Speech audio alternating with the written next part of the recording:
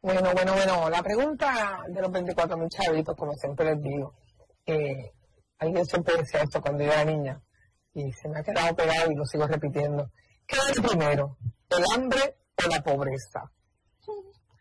¿Alimentamos el hambre o criminalizamos la pobreza? Qué pregunta, ¿no? Qué profundidad, porque la realidad es que es muy complicado, esto es como el huevo de la gallina.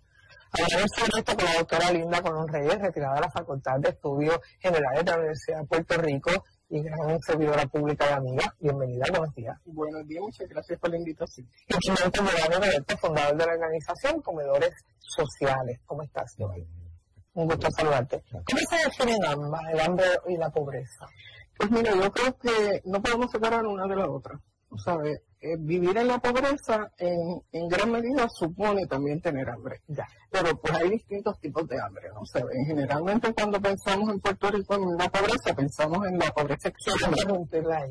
Porque entonces se puede no ser pobre aunque se tenga mucho estrés, pero haya comida. Claro.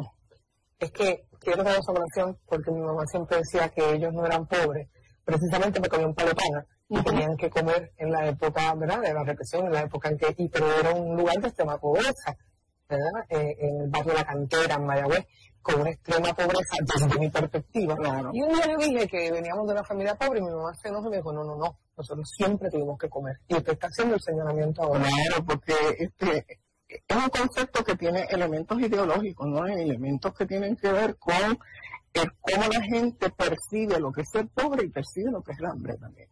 Entonces, en Puerto Rico la percepción de la pobreza está muy atravesada, ¿verdad?, por esta mitología que hay de que en Puerto Rico no hay pobreza, ¿no?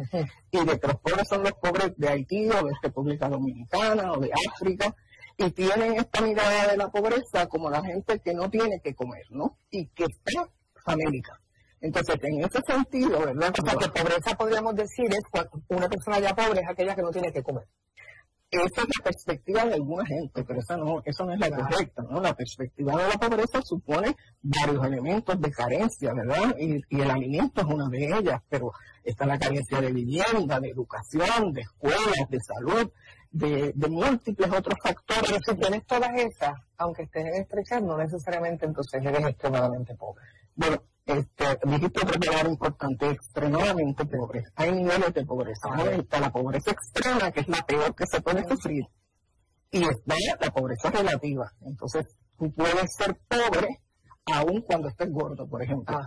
Aunque puedes comer durante 10 días o 15 días, pero en los próximos 5 días pues tienes estrechez en lo que vas a comer. La pobreza relativa. Me parece que ahí hay conflicto, como lo veía mi mamá y como lo veía yo. Yo era extremadamente pobre y ella me decía, no, porque nunca nos faltó nada. Claro. Había mucha pobreza, pero realmente no le faltó nada. La comida no le faltó, pero seguramente le faltaban muchas otras cosas. No le faltaba el techo. A lo mejor, ella decía, yo tenía un solo par de zapatos, pero eso me era suficiente. Claro. Yo no tenía nada más que una blusa y un pantalón, pero me era suficiente. Había gente que no tenía nada. Entonces se comparaba con esa gente que no tenía nada para decirme a mí, es que yo no era pobre. Yo era pobre, teníamos estrechez.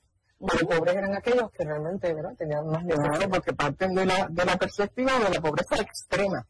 Entonces esa pobreza extrema es la que muchísima gente en Puerto Rico tiene como el límite, ¿verdad?, para decir si son pobres o no.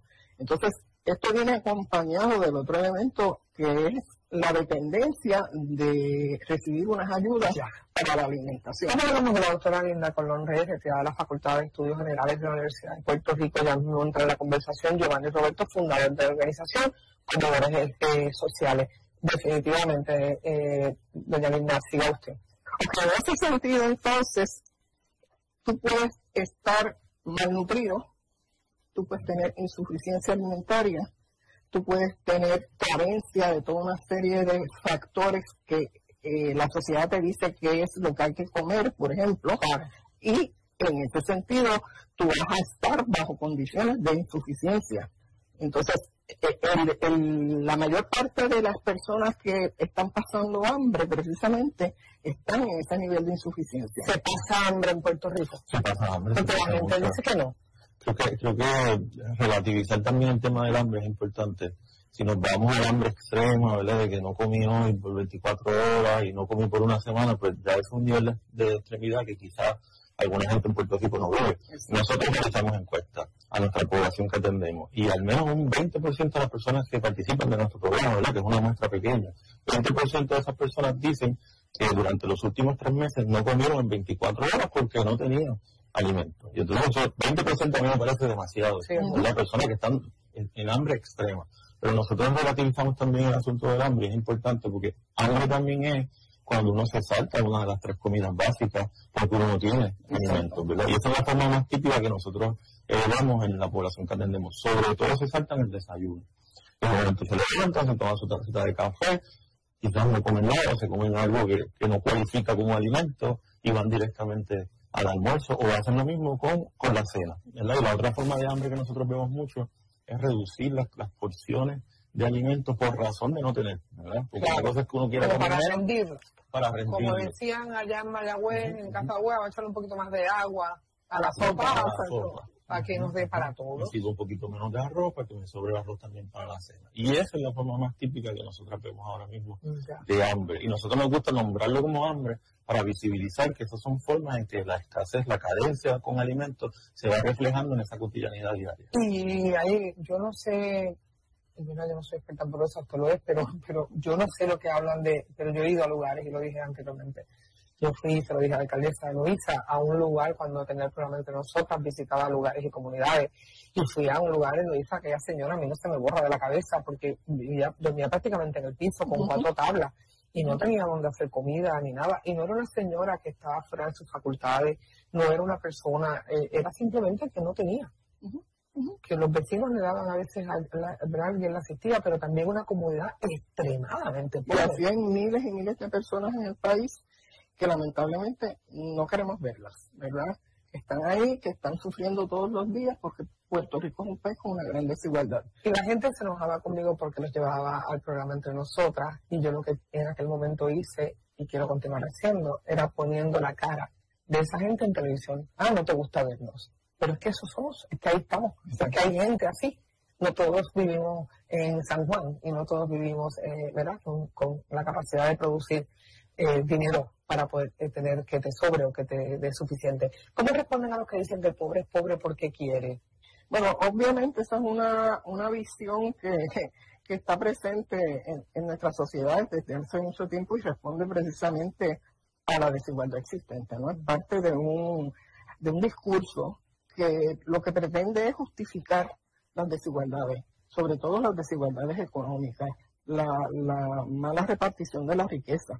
O sea, hay quienes dicen, ¿verdad? No, que yo me esforcé, yo trabajé y yo lo logré, y es muy cierto, es chévere, pero si miramos la pirámide poblacional, el sector que está arriba, que es menos del 1%, ¿no? Que son estos billonarios, han acaparado una cantidad de riqueza, sobre todo en este siglo que es la ventana completa. Exacto, nunca en la historia había ocurrido.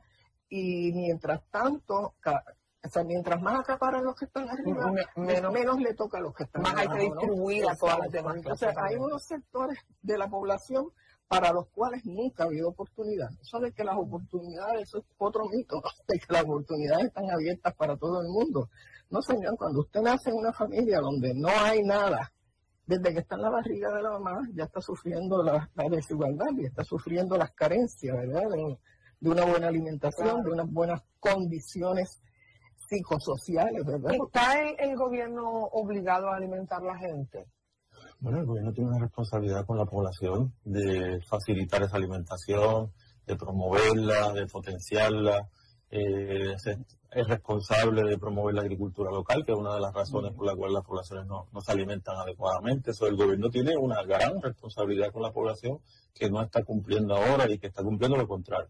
Y bueno, y durante la pandemia hubo que ir hasta los tribunales supremos, ¿no? Para abrir los comedores escolares. y poder alimentar gente, que el propósito del comedor escolar es proporcionar precisamente, muy probablemente, a familias con mucha estrechez esa única comida balanceada de esos niños. A mí me parece que es una pregunta bien importante, porque una buena parte del problema del hambre está ligada precisamente a una estructura donde los alimentos, el costo de los alimentos es tan alto que ya la gente no puede ni siquiera comprarlos. Entonces tú tienes un sector de la población para el cual en esta época, por ejemplo, donde la inflación ha sido tan grande, o sea, los huevos cuestan un 40% más de lo que costaban antes. Y así por el estilo, ¿verdad? Todos los alimentos han subido de precio, pero lo que tú recibes no sube de precio, o sea, entonces a veces disminuye.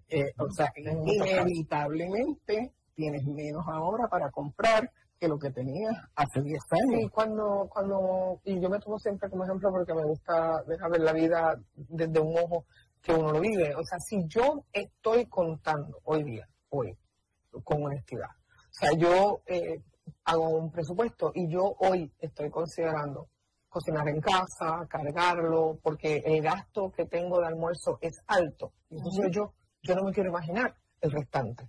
Exacto, ¿no? O sea, así de alto está. Es bien importante recalcar algo, ¿verdad? Porque la gente dice, no, que tú los ves en el supermercado con ese carrito lleno y es con los cupones de alimentos.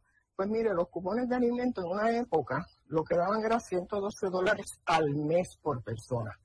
Hoy día, sobre todo después de la pandemia y del huracán, subieron la cantidad de dinero que le dan a una persona y ahora anda por los $140, si mal no recuerdo. Eso, ¿sabe? Cuando uno va a hacer una compra, eso te va en 3 bolsas. Entonces, imagínense ustedes qué puede comprar una persona o una familia con esa cantidad de dinero, que mientras más personas son en la casa, menos dinero les toca. Por lo cual, cuando hacen una compra grande, porque cuánto es el dinero que tienen ahí, ¿verdad? Para poder comprar. Y entonces, eso a alguna gente le molesta, ¿no? Porque preferirían verlos en las esquinas pidiendo para poder comer. Wow. Me tengo que ir, pero las filas, ustedes le dan comida a un montón de gente. Sí. Y las llamadas son constantes, y el programa que tenemos no lo podemos tener más abierto porque no tenemos los ingresos. Y sigue la lista de espera. ¿Cuántas personas Nosotros atendemos alrededor de unas 500 personas al mes en cuanto a compras, ¿verdad? Entre familias, individuos, etcétera. Y nuestra lista de espera para ser parte del programa está en 200.